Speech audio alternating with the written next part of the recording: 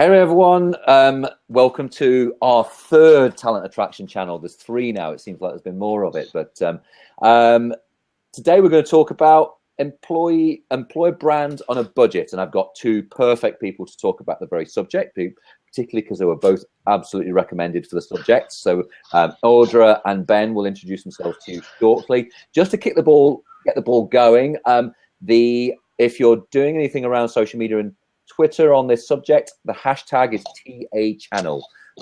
So by all means, use that on Twitter if you're talking about what's going on here. If you want to ask, this is 40 minutes. It's interactive. You can ask questions as you wish. The bar on the right-hand side, for those who have not used this platform before, you can chat as much as you like in there, and maybe post some questions in there, and I'll try and make sure that we catch up with those questions and ask our esteemed guests about those questions. Also, a quick mention to Candidate ID over my shoulder, who are the sponsors of this program. They're the world's first talent pipeline software and a brilliant bit of kits that I'm an advisor and ambassador for, and I think they're blooming brilliant. And so I thank Candidate ID for their involvement in this, and please go and have a look at what they're all about, because it's proper recruitment tech that makes a difference. So have a good look at that. So look, employer brand on a budget is what we're going to be talking about. Ladies first, because it's only the right way. Audra, would you like to introduce yourself to what you're all about and what you've been doing and why this subject is so passionate to you? Sure. So my name is Audra Knight, and I work for a company called Tenable. We're a global cybersecurity company, and we're growing 40% a year. So it's keeping our whole team super, super busy, which is fantastic. Mm-hmm. And I'm pretty much obsessed with recruitment marketing, employment branding, and I think it's because I have a marketing kind of mind. I think like a marketer, but I've always worked in HR, and I love that. So I think that combination just gets me excited, and I love to be creative and think of new ways, forward-thinking ideas. That's another thing. I think it's so cool how forward-thinking employer branding is coming and having people on your team that are doing it. So I like to see it grow. It's great. Yeah, brilliant. Super. Okay. Yeah. So my name is Ben. I am the employer branding manager at Manchester Metropolitan University. You can see a little bit of our Mancunian skyline there. So I'm actually quite new to the business. Yeah, it's not raining for once. I'm quite new to the business. I've been here about 8 weeks, and before that, I come from a retail, IT, banking, pharma, God knows what else. And I guess, this to me is a really, really kind of area that I get quite passionate about, because for the past few years, I've almost kind of fallen into employer branding, and I've always had budgets of £0 and 0 pence. So I've had to really be quite creative in the kind of stuff that I've been doing, whether it's updating the website, social media, content, that kind of thing. But what is quite kind of heartening to see is that I guess employer branding as a subject now, it is more akin to the kind of ways of working from a budget perspective, because people want to see genuine content. They want to see transparency. They don't want to see corporate image bank photography. They want to see gonzo real life stuff. And I think when you work to a budget, that's the most important thing. So I think today's call and the stuff that I've done, stuff that Audra's done, and hopefully the stuff that people will go and do after today's show, hopefully that'll kind of back that up. Yeah, absolutely. So let's kind of encapsulate what we believe employer branding to me, because I think it's such a massive subject with so many layers now, and I think there are lots of things that overlap with employer brand. To you guys, what's at the core of employer branding? What's the most important components you consider in employer brand for your organizations? I'll start with that. Yeah. The way I kind of define it is employer brand is kind of what exists out there. Like it's not really, you don't own it. It's just what is out there. And then I say recruitment marketing is kind of how you have your say and try and make sure that it's really the truth, what's out there, and tell your story. That's kind of the way I look at it. And then you can use all different channels, social media, referral programs, employee advocacy. There's just a lot of different ways you can tell your story, but it's just important to have your say so that it's not just told by everyone else. Yes, indeed. Yeah, Ben? Yeah, pretty much identical, really. I mean, every organisation, whether you're Microsoft, Google, Facebook, ManMet, Candidate ID, everybody will have an employer brand. Employer branding is just a way of kind of amplifying that to the wider audience. And I wish I could say it's one of my kind of best phrases, but I only invented it about 15 minutes ago. But the kind of stuff that I'm doing now, I see the content, the stories, the journeys, everything like that epitomizes our employer brand. I see myself just as a speaker, and that's the music, and all I'm doing is giving it to an audience. That's it. I don't affect it, I don't shape it. All I do is put it into a package and let other people see it, and then they can make their own views and their own kind of opinions about it. Yeah. No, brilliant. And my contribution when we were discussing this as well is like, I just think so much of it is about geeky commonality. It's about the connecting people who just believe in the right kind of stuff. Now, the company, who decides who employment brand is? Do you think it's a natural thing? Do people in in organizations the size that we're talking about here? Because you go to large organizations, there's a massive think tank program, and then there's Universum to do a big EVP exercise and research with every corner of the company to identify what the employer brand is and to understand what the EVP will be, or vice versa. Who decides the employer brands in your kind of organizations? What the message is? Who decides that? Or is it just natural? Well, I'd say what I did when I started was talk about on a budget. We didn't have Universum or these great companies. So I just went to each department and just had a chat. Seems reasonable. The sales team, and I said, "What do you like the company? Why do you work here? What keeps you? Why do you stay versus leave?" And just kind of took the information that way. I mean, it wasn't as maybe data driven as it should have been, but it gave me the information I thought I needed. And I was going to say the exact same here. So we're just coming to the end of what I call our EVP journey, but to be fair with you, I much prefer to call it people proposition, because EVP sounds a little bit too, I don't know, corporate. And to be fair with this, obviously we've done the focus groups, we've spoken to leaders, but one of the biggest indicators of where the organisation not only has been, but where it's going, has been Glassdoor and Indeed. These people, they're either here, they've left the business, it's anonymous, it's totally behind closed doors, or that kind of thing. And it's such a good way of kind of discovering what people are saying about you.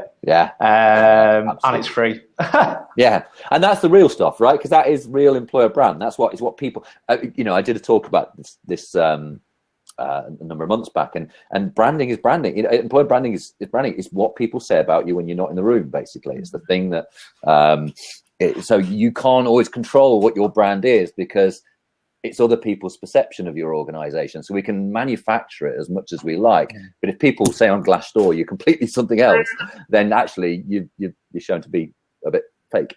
So look, let's think about or going through this program as comparatively poor people, effectively, people who have been given £50 to do something or whatever it might be.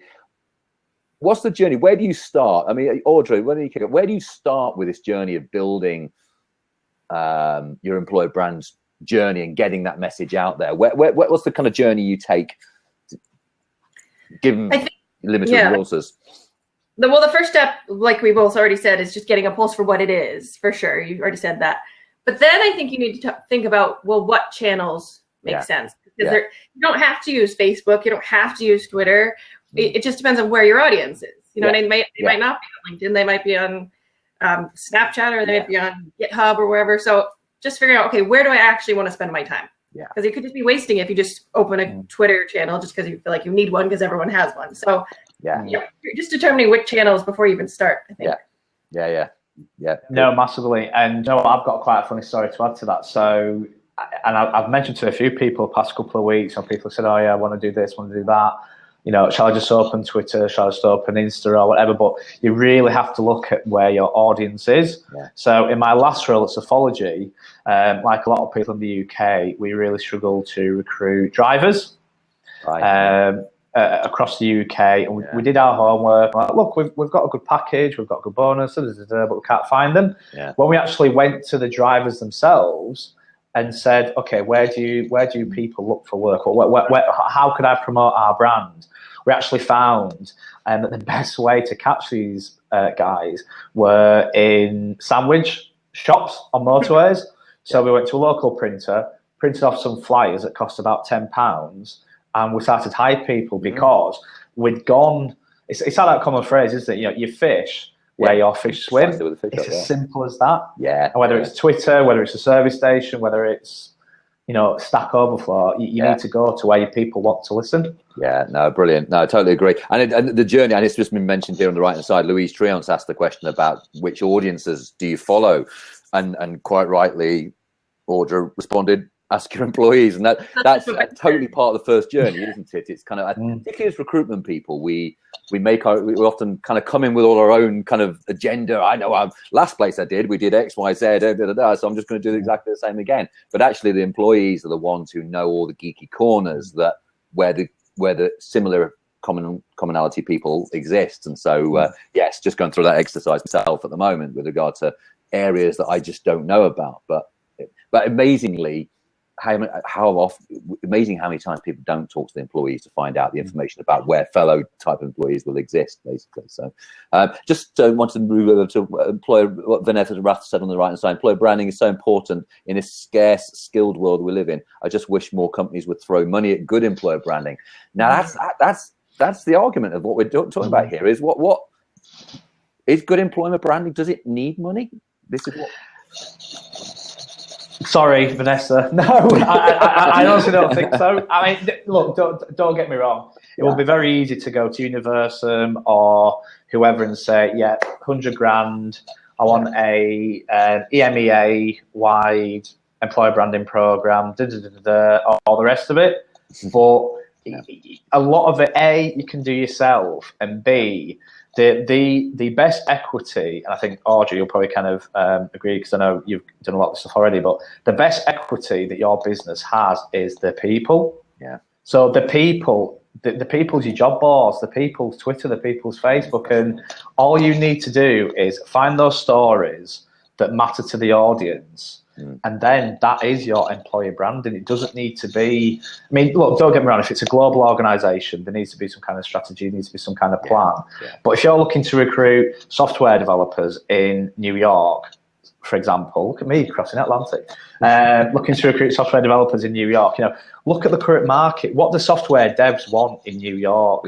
What are the perks? What's the culture? What's that little 1% that they're looking for? And if you can find that in your organization, just get it out there. You know, if they drink coffee at the local coffee shop, create some posters. If they go to a hackathon, sponsor the hackathon, take some beer, take some pizza. You can do some really, really simple stuff. Yeah, absolutely. And Vanessa, I think where Vanessa's now coming with something that was also really good is the fact that the resource the resource element is the people. So you've just said about your assets being your people, but I think the resource thing is also people, because it isn't just about spending money on a Universum. Often that, you know, you guys will have it, and when you go to smaller companies, they'll look at. In fact, actually, I was just come off the phone to a company that I do work with, who are a global company. Even they have struggled with the fact that they've got recruitment people who have to fill jobs the whole time, because they've got so many vacancies, and so we talk about content and social, and they're kind of like, we're struggling to find the time. That's to do all this kind of stuff, because the focus is so much on filling jobs all the time. So I think it's working out where resources can be better utilized, isn't it, across the skill set. Who's got the squeaky chair? Is it you, Ben? Tell you what, it's like a rocking chair. I wonder if it was me, but it's not. It's not me. No, I'm fine. Are you happy now? Are you happy now? Good. I think another challenge is it can be tricky to kind of show the ROI to some extent, because a lot of times you're filling like the top of the funnel, and they're not necessarily going to go ahead and apply. They now know about you, they're aware of you, and they may apply in 6 months or a month. So it can be challenging, I think, to say, okay, I'm going to do this. It's going to be this many hires. And sometimes, you know, the CEOs want to see that. Yeah. That's a little bit of a challenge. Yeah, absolutely. Yeah. So look, what sort of give us some cool ideas then. Where do we take employer branded content out there? Well, how do we produce good employer branded content on a budget? Because before we take it out there, let's think about what kind of stuff we're producing. What kind of, I mean, self-shot videos? Is that the winner? I mean, I know, yet again, you know, that one, it sounds like a robot. You have to go to the people you're trying to attract. So coming to university, from a really selfish perspective, it's been really challenging because, you know, IT people still want to see cool product info, the projects. Academics want to see things about white papers, about research, and people who serve coffee want to see, will they get good barista training? Have we got good facilities? So the one thing that I always like to do is create very simple persona maps in terms of, if I'm hiring X, what does X want to see? Whether it's an employee profile, a blog, a video, and then you can try to go away and come up with some kind of cool creatives to what you want to do.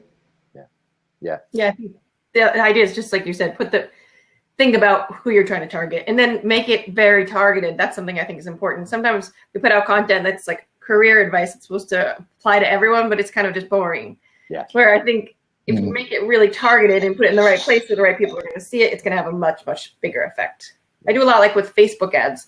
So I'll put the right kind of content for this targeted audience and only they are going to see it because that's who I'm showing it to. So I think that's the future, definitely. It's more and more personalization and targeting. And we'll have all the data surrounding us now to be able to have more personalized targeting and advertising. I mean, I did a thing last year where we actually wrote a blog. I mean, we actually wrote a number of blogs for a company as part of the journey to attract people. But one of them, because it was about marketing automation, which is a very niche-y, newish area of marketing technology, it was, you know, it was one of the lowest viewed blogs that we ever put on LinkedIn. But it didn't matter. We targeted it around the right channels, the marketing automation people and people who talked about the same kind of wordage and that kind of stuff. And it got us 2.5 hires. I say half because one of them was part-time. But it got us the 3 hires we needed and there were only 50 people who were qualified to do the job in the UK. So it was, but it was targeted. Now, the stuff that was written, I have no idea what it was. It was way over my head what on earth they were talking, but it just focused on a genuine need, a subject that people like them would find interesting or have the same challenges. And it's that thing of just kind of making that kind of eureka moment that says, I agree with you. I agree with that little kind of goosebumps moment, as Dave Hazelhurst would kind of call it, that says they understand what you're talking about. Now, like I say, it got 170 views or something. The blog, it was nothing. There was no real traction for it. But it was the right people and the right audience in the right kind of words, because we didn't have anything like video stuff and things like that. It was really all around just writing similar words. And so we use blogging quite a bit just as a way of getting kind of content, but making sure it was marketed through, the correct channels, basically. So, and Adam Gordon from Candidate ID suggested we've got to talk about guerrilla marketing in this. Guerrilla tactics. What about guerrilla tactics? Because they don't usually cost a lot of money. How do they work? Examples? Do you want to jump in? I know you have a good story. Yeah, no, definitely. So, so when I was at Sophology, yet again, we had a very, very small budget, and when we were opening new stores in areas that A, didn't know who Sophology were, or B, never, we had no news presence, we had no brand or whatever, we needed a way to kind of get to retail sales assistants quite quickly. Now, if anybody kind of does any kind of recruitment in that area, it's very fast paced. It's things like Facebook, it's Snapchat, it's text messaging. And because at the time we didn't have a strong enough brand on Snapchat or Facebook, we worked with an external comms partner to do text messaging. So we got the postcode, 15 miles radius of the postcode, and sent these messages out at a time when we knew that user was active on their mobile, and we did this through the comms partner. And we made 3 hires out of that, and it was about 100 quid. Yeah. £100 for any non-UK people watching. And yet again, it was just a classic example of, we need to hire this type of person. We know we can reach them by doing this and at this time. We haven't got a strong enough brand yet on Facebook, and it worked really, really well. Yeah. Brilliant. Brilliant. So can we define what guerrilla marketing is? I want to make sure I understand exactly what it is before I answer, because I think I just think it's a bit, I don't know, I think it's a bit cheeky, a bit different, a bit kind of, just a bit out there. aggressive kind of, It's, I mean, I guess it's one of those things that I think you take a risk, don't you, with guerrilla marketing? It's something you do that potentially could backfire in your face if you do it wrong, badly, or whatever. Because something like texting a whole bunch of people, of course, somebody could go on Twitter and just say, "Hey, this can come here." Sending me texts about jobs, and imagine there could well be one or two people that may have responded that way about it, but kind of who cares if it gets but I think that's the fear. It's that fear thing, isn't it? It's kind of nudging, it's like poking people in places that you wouldn't expect to be pokes effectively. I think that's the idea behind a lot of that kind of stuff. I do have a good example then. I just want to make sure it's right. So we hear it anyway. It's great. We have a couple people that are really good at like competitive intelligence. So they just have the pulse on cybersecurity in my case. And they know when different companies are doing what's going on. And so they'll kind of send an email to the whole team if one of the companies is laying off. And then I come up with some crazy campaign and, start either do email marketing or target them on Facebook if it's a big enough company. And we've had some real success with that. And people are really surprised that we know like what's going on and we hit them at the right time where maybe they're concerned about their jobs. I think that was good. I think that's the cool side of it now. I don't know whether much of it has really hit the recruitment industry yet, but the ability to track consumer behavior and I would therefore convert that to talent behavior. I don't know whether we've quite got the tools yet in the recruitment industry to be able to kind of almost at the minute connect with people at the point at which they're almost, I mean, the company I'm doing some work with at the moment, a company called StarCount, do precisely that for consumer marketing, for M&S and all these sort of companies.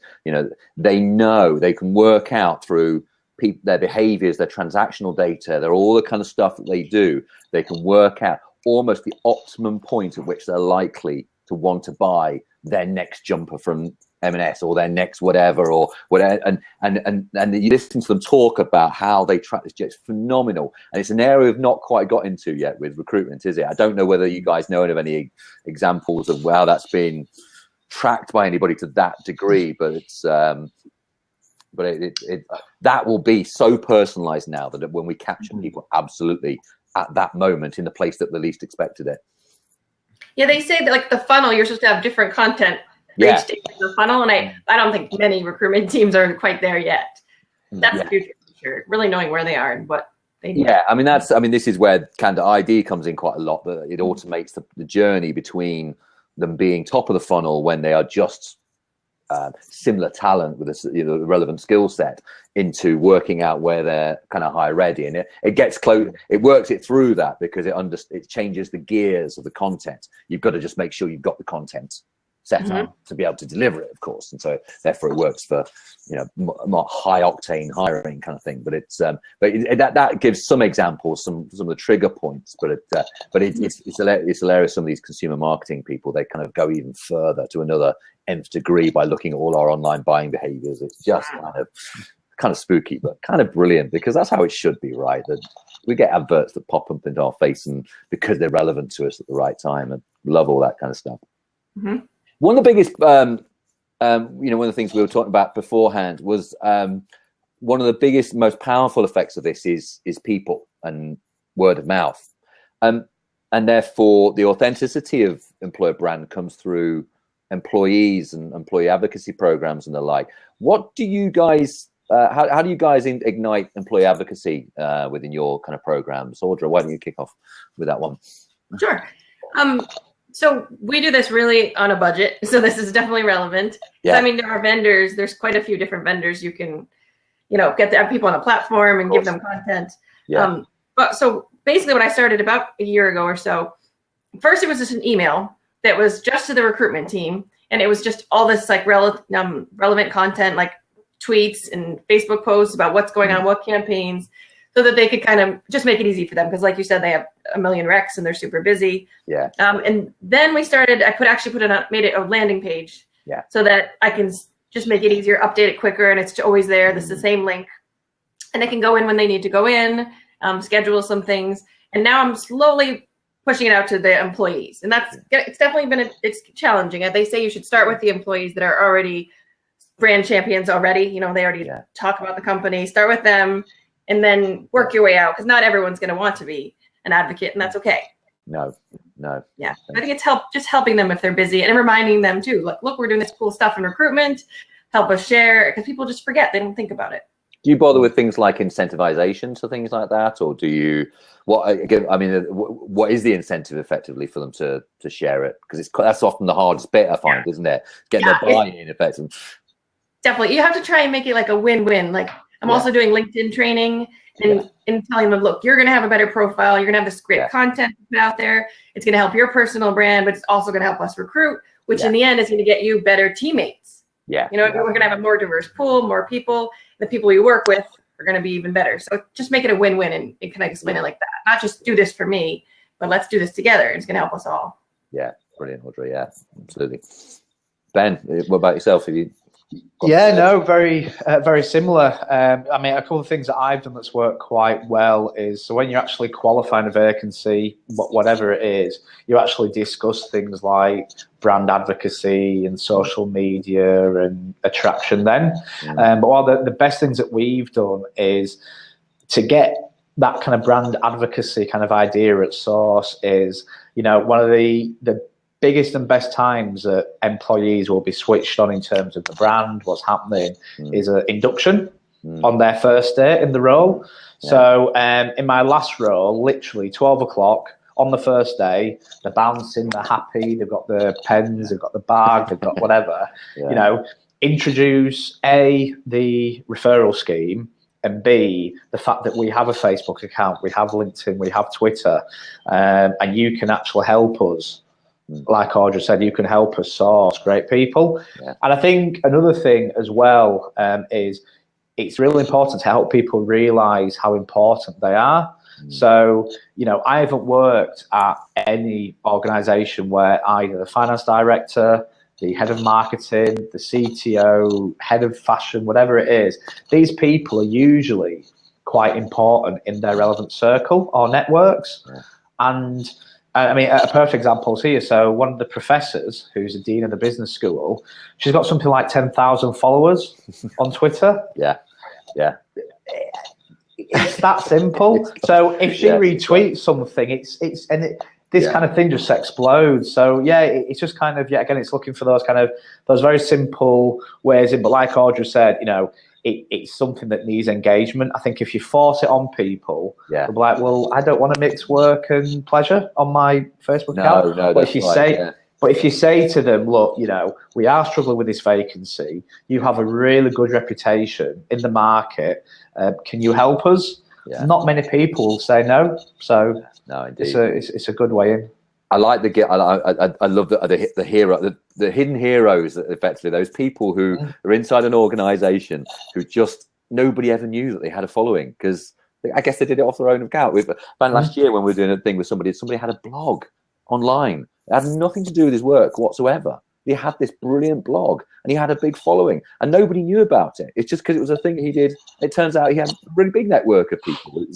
But I think that Audrey's, your point, I think your point about giving back with things like LinkedIn training is great, because I think that that is a win for them as well. It's part of their profile as well, which I think is brilliant. We did the thing I found as well with this is that trying to look at what kind of content fellow employees are prepared to share or feel comfortable to share, even on LinkedIn, even through their professional networks. And because I did a study on this with a company last year on what was getting engagement and what wasn't getting engagement, who was from our team was sharing it and who wasn't. And a lot of it came down to the fact that if it was quite generic content, almost like top of the funnel stuff, fellow employees wouldn't share it. They just weren't interested, because actually they didn't really feel as though it mattered. And if it was too corporate content, they were less likely to share it because it was too corporate. And like I say, it feels like you're just only doing something to help the marketing team or the recruitment team. But when content was either written by or starred their fellow colleagues or certain individuals within the organization, it made them share, because it was it was a bit like, that's my mate, you know, that's my mate, or is somebody like them and the content, rather than it being the marketing team or somebody who's paid to do this kind of stuff. So really interesting dynamic about how we noticed that the employee to employee content was much more effective than centrally generated content effectively, and so that increased the shift, because like I say, it's just that this is my mate, I know this guy, he sits and works in the IT department or whatever, and he's talking about what it's like to work in this organization. So that we found that to be quite a good thing as well. But one of the, I think it goes back to that thing of the questions you ask at the start when you sit with your people as they go around. Yes, there's those places of where they can share content, but I think as well we always looked at, like, all right, you know your colleagues, you know the people in this organization, who's got a really interesting story to tell, you know, who of your colleagues has got an amazing story or a really great journey that they've been on, or a success story that has to be shared externally, and other people's recommendations of where those hero stories comes from was really fascinating as well. I think that's a good way to kind of get people engaged in the process, because they were the ones who made the suggestion in the first place, and therefore when you fulfill that suggestion, it then has a knock-on effect. We found that worked quite well when we were trying to work out who our hidden heroes were. We created a hashtag now, Katrina. Thank you, Katrina. Hidden heroes. Well, we'll have to check on her spelling, won't we? Yeah, without being picky, she's missed an E off there. Hashtag spelling, hashtag brand, hashtag words matter. Heroes. Aussies for you, hey? And I think we timed that quite well with Chris on the whole kind of tips on scaling content when you don't have a big budget. Hopefully we've covered a little bit of that in this kind of area there. So, and one just quick anecdote as well, although it's more of a really great example. We were just talking about videos and things recently. The most brilliant bit of I was doing a little bit of work with a recruitment agency recently, a brilliant recruitment agency. I've got a great story about how they look after people, and it was kind of, and it was all the content is fantastic, it's nice, it's really cool, and it tells the story great, but it was kind of like, yeah, it's the stuff I expect to see this kind of stuff there. And then I dug around the website and I found a video by the CEO of the company. And it's a 250 strong recruitment company. The CEO of the recruitment company decided one day, when he was making a big transition in his company about 3 years ago, they made this big transition about how they were going to look after their employees. He decided, he was walking his dog on Tooting Common. For those who don't know, that's a place in South London. And he was walking his dog in the morning. He decided to do a self-shot video on his iPhone. And he just started, for 7 minutes, he chats about the journey of why he's doing what he's doing, to begin. It's just kind of, and you see sort of thinking about it as he's talking, but he's, you know, he's a CEO, he's got quite eloquent at the same time, naturally. And it was the most heart-touching kind of, it was businessy speak, but you could see the heart he had behind the idea behind why he was doing what he was doing. And I wanted to go and work for the company as a contract. I just thought, this is amazing. And no wonder this company has a 92% retention rate, which for recruitment agency land is just unheard of. And you can see where the heart of the company comes from as well. So is that something you've looked at before, around kind of like the real leader, the CEO, the purpose behind the whole organization coming into this kind of content? Is that something you kind of look at or have looked at? Or? Well, for our content and video content, we've been focusing more on kind of just the employees in the roles more than, because we had a video that was like our founder and CEO, and then we had a video that was more employees. We got so many more hits. So I've been focusing more on just really the people in the role. But I mean, that sounds fantastic, and talk about being on a budget. That's what I mean. Videos, I think, are actually on a budget are actually better. Yeah. Because every company has their one employment brand video, which is the employee sat in a chair saying the company's amazing. It's really highly produced. It's 2 years old, and it's boring, and it's the same as their competitors. Where something like that, it's just different, and it's really authentic, if I can drop that word. I know it's overused, but people don't want a commercial. They want an actual story that feels real, not something that's pretty. Yeah, they do. Yeah, absolutely. No, I totally agree. I think we want to hear the human stories all the time, don't we? To coin a phrase that Katrina will like, we want the human story, isn't it? Human. But we're going to be human. So resources that exist for us already, we were touching a little bit on Glassdoor and the like. How do we use the sort of tools that are out there to our benefit, like Glassdoor and Indeed and the like, which already give signals out there to future employees and the like. How do we use those effectively? Well, it's amazing how many companies I think don't even use them, or like don't even know they have an Indeed page and don't build it out when it's free to build it out. So I think just starting with actually thinking about it, putting something out there, is just a huge start. And I think Ben will tell you how much you can do without even having to pay Glassdoor. You can do so much with the site, right? Yeah, massively. So, I mean, there's so much you can do. You can upload content. You can put some really good kind of emotive copy on there, so people can find out a little bit more about the organisation. But I guess in this kind of day and age, where we want to share some ROI, we want to share the figures, the stats, the data. There's a whole range of figures that you can actually download in terms of, you know, where people are looking at your account from, how many visitors you've had, what type of vacancies or job roles have they been looking at. So when you're looking to create, you know, something like an employer branding dashboard, you can go to your chief exec, your head of marketing, your head of HR, whoever, and say, although you don't think employer branding is important, 5,000 people a month is looking at our Glassdoor page. So that's potentially, if you look at our careers website, we only get 2,500 visitors. So does that mean 50% is looking at our Glassdoor and saying, oh my word, I don't want to work there? So there's so much, and the exact same for Indeed as well. Content, imagery, videos, and of course the comments and the data at the back end too. You can even attach your social media links, I know, to Indeed, I think Glassdoor as well, which is huge, because if all those people are going there, don't you want them to see that you have a Twitter page if you do, or whatever you have, Instagram? Leverage that. And do you know what? And that's a really good thing, because if you have that Instagram or Twitter account, you don't need to worry about additional content for Indeed, because it just grabs it. So you're killing two birds in terms of resource. You're killing two birds with one stone there. That's brilliant. And look, we've got about 5 minutes or so left. So one of the areas I wanted to cover is because there's, when it comes to tips and tricks for EB on a budget, is some of the tools we can use to kind of produce cool stuff without necessarily having to spend stuff. Now, give us some examples and explain us some of the stuff and maybe what you can use them for. That'd be great. Give us a few bits of tech that or sites and apps. That'd be awesome. I'll say one of my favorite tools is just Buffer, which is totally free. To some extent, I use the free version and it works fine for me, but and our whole recruitment team uses it. So when I push out, like say that I send that email or the landing page where it has like tweets, or they can just use that, put them in, one for Monday, one for Tuesday, one for Thursday, however they want to do it. And it's super, super easy. Great for scheduling. So highly recommend Buffer. Yes, indeed. Yeah, I mean, we use Hootsuite here just because I'm a bit of a Hootsuite geek, but the same again, Monday morning or Friday afternoon, look at your content calendar, see what you want to put out there, automate it all, and then it's done for the week. You don't need to worry about it. Of course.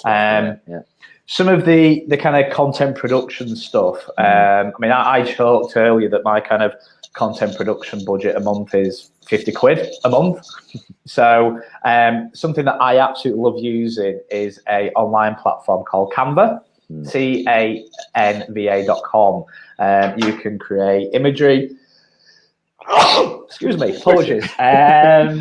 You can create imagery, e-shots, infographics. You can import in different photography. You can create all kinds of bits and pieces. And you can also download bits of animation as well. So instead of just having a boring JPEG, why don't you turn it into a GIF and get people to share it on Twitter or Insta? So there's things like that. I mean, I've started, instead of sending out PDFs to candidates on emails, why don't you create an e-magazine? It's really easy to use. In fact, you're going to see me walking now because I need my power adapter. You can Canva use for that? Pardon? You use Canva for that or a different tool? Flipbook.com. I think it's something like £10 a month. You can create. It gives you your own address. You can download it and print it. And yet again, it's just another way of people being able to view content in their own time and their own way, if that makes sense. Brilliant. Really good. Talking about content, BuzzSumo, I know Ben mentioned earlier, it's great for curated content because you don't want to give them only stuff about you. you could I could give them stuff about cybersecurity really easily using BuzzSumo because I wouldn't know it otherwise. And no, indeed, yeah. And it tells me like what's going on so that we can be relevant, and it's not just about us. So that BuzzSumo is great. Yeah, brilliant. Yeah, absolutely. And Katrina just mentioned Feedly as well, which is another good way to get stuff. And did one of you guys mention something from Moonfruit earlier? Yes. So Moonfruit is a application where you can create websites. So I think it's yet again. That's all right. It was for those landing pages he mentioned, which I think is. What's for that? I was going to say, waiting for the answer, but he seems to have paused on a shoulder. Yeah. But yes, it is for which is great. I think the landing pages idea is brilliant, isn't it? I think that makes the journey so much clearer, doesn't it? But if you can do it, most companies think it's going to be an expensive. So yes, do you know how much it is? We've lost Ben. We've lost him. I haven't used it, but it sounds cool. No, well, have a look out there, everybody, for Moonfruit. I might just need to reconnect Ben in a second for the last couple of minutes. He's become incompatible. Must have been in the wrong room. Yeah, it's clearly the wrong room. I've invited him on again. He might be back in a second. Landing pages are really helpful, and they can be expensive. I mean, we have a CRM that helps me create them, and it's super easy. There's definitely an expense there, so that's interesting to hear about Moonfruit. Yeah, absolutely. Yeah. Do you have a paid CRM then for your? Sorry about that. Company? No, that's all right, Ben. That's all right. We were filling in for you, just limited knowledge of Moonfruit. We were kind of agreeing it was a good idea, but because it's for the landing pages, isn't it? If you want to do something like targeted landing pages or web pages. Uh-oh, did we lose him again? Yeah. Yeah. Thank you, Katrina. You've been a good assistant on the right-hand side by putting the Moonfruit pricing page on there. That'll be a good place to go because then that might give us an idea on pricing because we were wondering that. But yeah, our CRM has a really cool landing page builder, so you just kind of drag and drop in pictures and content, and I can make them super easy, but it is pricey. I mean, there's a fee. It's not free. Using the CRM, yeah, absolutely. But I do think that if you do have a budget, that's one place I think is very useful because then you can do email marketing, landing pages. That's tougher without any expense. Yeah, absolutely. Well, look, we're almost at time, and I kind of want to finish with Ben on the screen he is on the screen, but he's we've just caught him in a very kind of happy moment, but he's thinking about reconnecting because we've sort of hit our time. And Audra, thank you. I mean, that was brilliant. Really enjoyed that. It was lots of good ideas, lots of good tips. Come on, Ben, get back on screen before we finish. I don't want to leave without Ben. At least it was at the end. I'll just give him a little re-prompt, but he, I mean, I think it's really, really useful stuff. I think I got the impression when we were putting out the content for this that I think a lot of people need it. In fact, even talking to some people in large organizations, even large organizations don't have the kind of budget that some people have, because it's still not seen, employer branding still not seen as a necessity for a lot of organizations, or it's seen as a secondary thing to direct hiring and all that kind of stuff. So I think all this stuff is useful not only for the little companies, but I think it's kind of cool stuff for the big companies as well, isn't it, really? But I was saying thank you to Audra. Sorry about that, Steve. Ben, but no, that's all right, mate. All good. And thank you to you as well, Ben. I mean, absolutely brilliant. We've sort of hit our time, so I wanted to kind of wrap it up and just say really appreciate it, guys. Everybody who's still on here now, you can view this back afterwards and share it if you wish, and have a look at some of the if you want to come back in here and have a look at some of those links that Katrina's kindly been putting stuff on the side, and Louise. So thanks, guys. And next week on this channel we've got two people talking about attracting tech talent. So we've got Katrina Staunton from fast-growing startup Improbable, and we've also got Guy Franklin, who is the global head of hiring tech people for Dyson, and they're doing some super cool stuff as well. So that's next week's show for those who want to tune in for that. I'll be sharing the links, no doubt. So once again, last thank you to Audra. Thank you, Ben. Really appreciate that. And thanks, everyone. Have a good Cheers. Cheers all. Take care, everyone. Yeah, bye, Ben. Bye. Bye now.